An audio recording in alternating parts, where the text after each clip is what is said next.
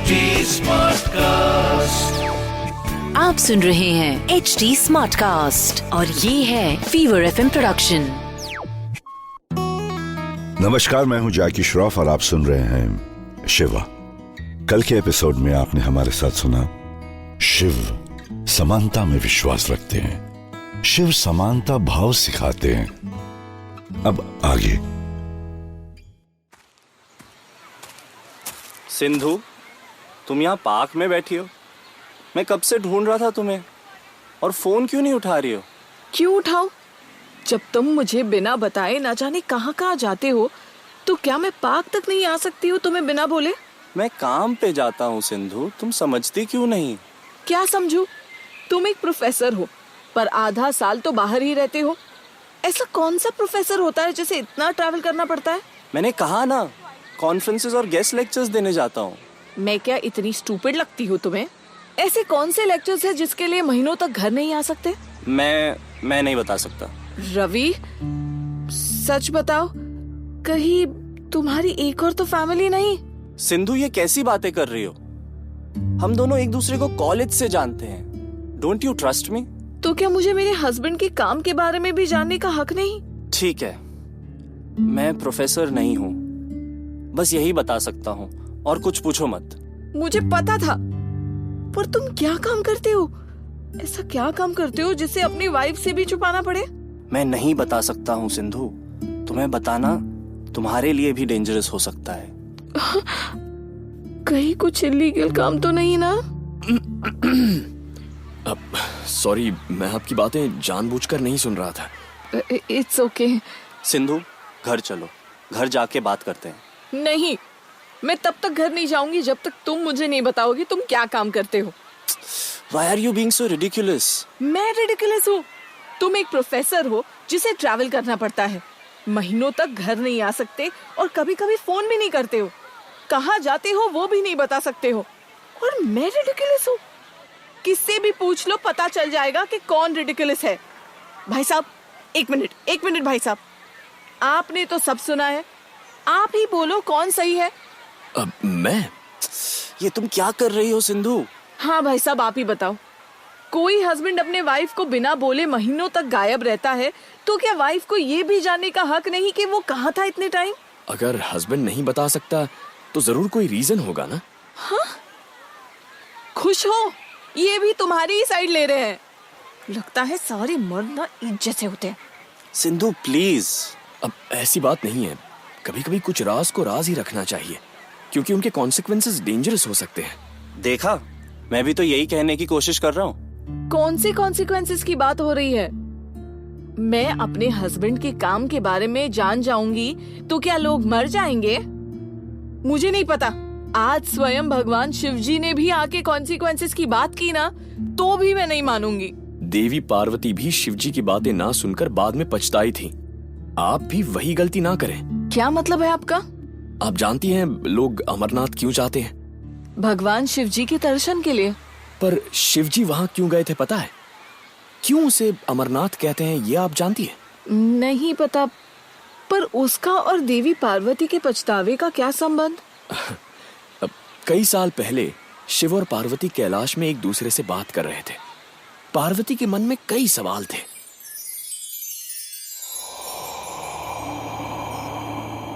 महादेव, आप इन केशों को जटाओं में क्यों बांध रहे हैं? तुम्हारे हर मृत्यु और जन्म पर मैं जटाएं बांधता हूँ पार्वती। महादेव, हर जन्म में मेरा शरीर नष्ट होता है और मैं फिर से जन्मती हूँ, किंतु आप अमर हैं, अनंत है। ऐसा क्यों?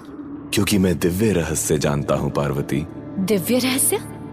वो क्या है? अमर कथा। जो भी अमर कथा सुनता है वो मृत्यु से मुक्त हो जाएगा। तो फिर मुझे भी सुननी है अमर कथा। पार्वती, ये दिव्य रहस्य है, इसे हर कोई सुन नहीं सकता।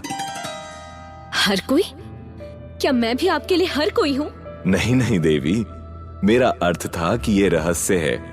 मैंने नंदी, वासुकी या गणेश को भी इस रहस्य के बारे में नहीं बताया। इसका अर्थ तो ये हुआ कि आपके लिए केवल मैं एक साधारण पत्नी हूँ और कुछ नहीं। ऐसा क्यों कह रही हो पार्वती? तुम जानती हो कि मैं तुमसे कितना प्रेम करता हूं। तुम मेरे लिए कभी साधारण नहीं हो सकती। कुछ रहस्यों को रहस्य ही रखना चाहिए ताकि उनका दुरुपयोग ना हो। ईश्वर, आप मेरा अपमान कर रहे हैं। मैं क्यों दुरुपयोग करूंगी उस कथा का? मैं वो रहस्य केवल इसलिए सुनना चाहती थी ताकि मैं सदा के लिए आपके साथ रह सकूं। पर यदि आपको मुझ पर विश्वास नहीं है तो ठीक है, मुझे नहीं सुननी वो अमर कथा। पार्वती, तुम व्यर्थ ही व्यतीत हो रही हो। मुझे तुम्हें अमर कथा सुनाने में कोई विपत्ति नहीं है, किंतु कभी कभी हमारे निर्णय के कुछ परिणाम होते हैं। मैं केवल एक कथा सुनूंगी, उसमें कैसे परिणाम ईश्वर? ठीक है, मैं तुम्हें अमर कथा सुनाऊंगा, किंतु उससे पहले मुझे एक एकांत जगह ढूंढनी होगी जहां हमारी बातें कोई और जीव ना सुन सके। ठीक है ईश्वर। इसके बाद शिव एक उचित स्थान ढूंढने के लिए निकल गए। पार्वती देवी उनका इंतजार करती रही। फिर कुछ दिन बाद शिव जी वापस आए।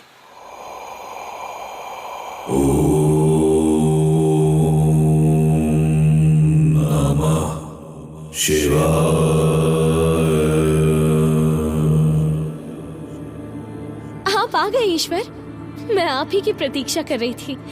तो क्या आपको कोई उचित स्थल मिला जहां आप मुझे अमर कथा सुना सके? लगता है पार्वती कि तुम अमर कथा सुनने के लिए बहुत उत्साहित हो। हाँ, स्थल मिला है, किंतु हमें वहां जाने से पहले सबको छोड़ना पड़ेगा देवी।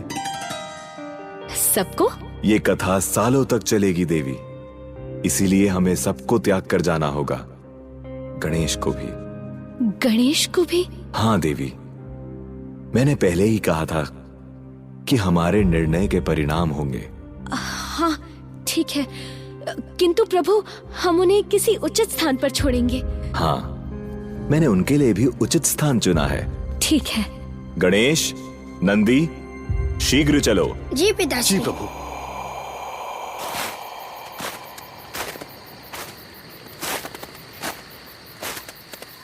नंदी, ये है पहलगाम।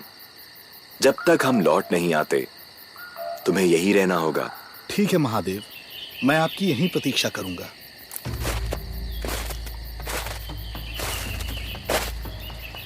चंद्रमा, जब तक हम लौट नहीं आते ये तुम्हारा घर होगा। आज से ये जगह चंदनबाड़ी कहलाएगी। आपकी जो इच्छा महादेव।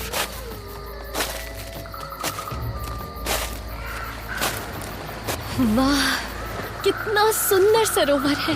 हाँ देवी। वासुकी, तुम ये सरोवर में विश्राम कर सकते हो। लगता है जैसे ये सरोवर वासुकी के लिए ही बना है। ये स्थान शेषनाग कहलाएगा। ये सब बस महादेव की कृपा है देवी। मुझे ये सम्मान देने के लिए धन्यवाद देवी। ईश्वर, मैं यहीं आपकी प्रतीक्षा करूंगा। पुत्र गणेश, अब तुमसे विदा लेने का समय आ गया है। हाँ पुत्र, किंतु हम शीघ्र ही लौट आएंगे। अब चिंता न करें माता, ये स्थान तो बहुत सुंदर है ना पिताश्री? हाँ, ये महागुणस पर्वत है। मैं यही आपकी प्रतीक्षा करूंगा। आप निश्चिंत रहिए। पुत्र,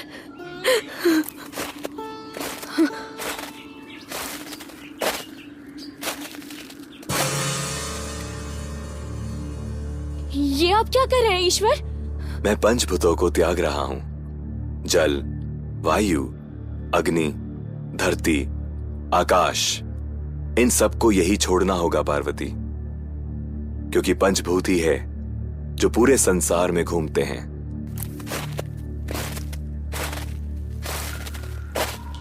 कितनी विशाल गुफा है। हाँ, यही एक ऐसा एकांत स्थल मिला था मुझे।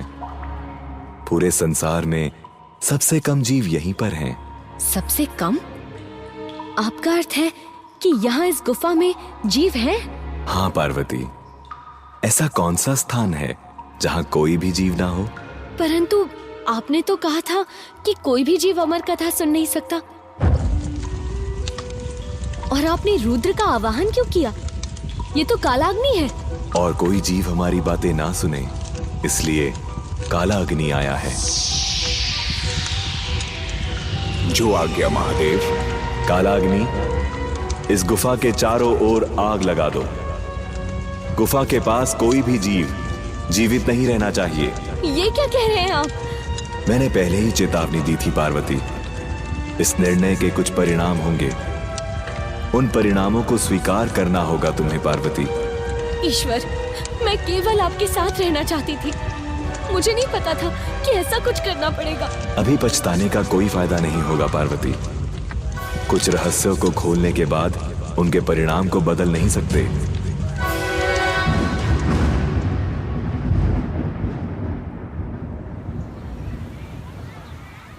उसके बाद शिवजी ने पार्वती को अमर कथा सुनाई, और जिस गुफा में उन्होंने कथा सुनाई वही है आज का अमरनाथ।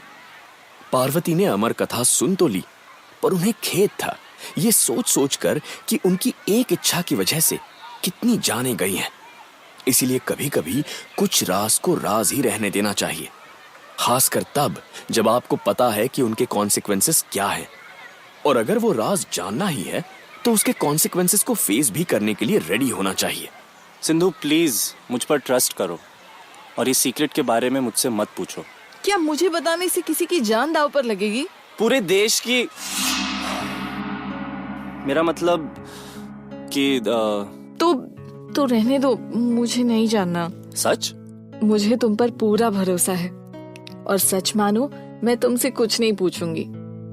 हाँ, पर जितने भी दिन हो जाए वापस मेरे पास ही आना होगा। And Ravi, of course I will be worried about you ना, सो मुझे एटलीस्ट कभी कभी मैसेज या कॉल कर लिया करो यार। You know I love you, right? I love you too Sindhu. Thank you for trusting me. Thank you मुझे नहीं, इन्हें कहिए। इनकी कहानी सुनने के बाद न जाने मेरा मन कैसे शांत हो गया। मैं अब क्लियरली सोच पा रही हूँ। Thank you. We are sorry, आपका नाम भी नहीं पूछा। नील, आई एम नील।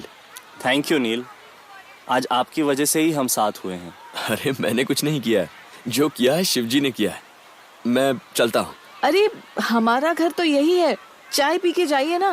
नहीं नहीं, अब मंजिल दिख रही है तो जल्दी पहुँचने का मन कर रहा है। कहाँ जा रहे हैं आप? वही भोलेनाथ के धाम अमरनाथ। हाउ स्ट्रेंज, हम कब से अमरनाथ की ट्रिप प्लान कर रहे हैं पर कर ही नहीं पा रहे। तो क्या हुआ सिंधु जी, रवि के जाने से पहले एक बार आ जाइएगा। हाँ वो एक मिनट, उन्हें हमारे नाम कैसे पता चले?